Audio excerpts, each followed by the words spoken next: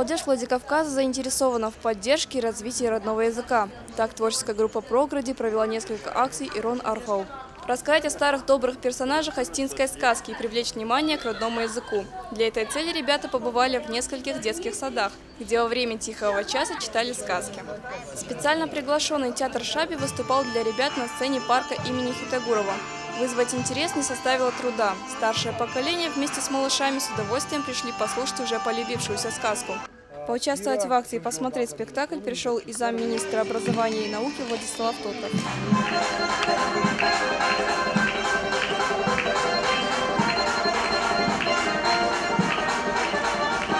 С ранних пор нужно прививать, конечно же, любовь к родному языку.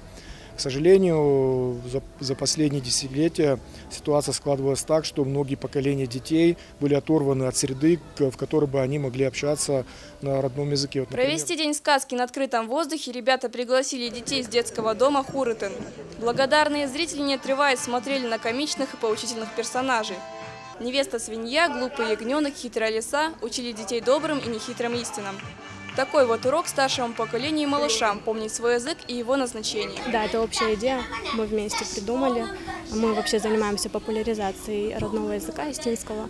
И вот мы решили, что нужно начинать именно с детского возраста, приобщать детей. Тут есть просто прохожие, мы раздавали листовки, в которых помещены остинские сказки. Просто ходили, раздавали листовки, и очень много прохожих собралось тоже. Все с энтузиазмом отозвались, и очень много желающих пришли. Помимо остинской сказки, творческая группа «Програди» презентует новый проект amzavgata.ru. Первый сайт, посвященный остинской поэзии. На сайте, помимо произведений известных классиков, можно найти и современное творчество. Это отличная старт-площадка для тех, кто хочет публиковать свои стихи. Наталья Алексеева, Евгений Маркин, Осетия ТВ.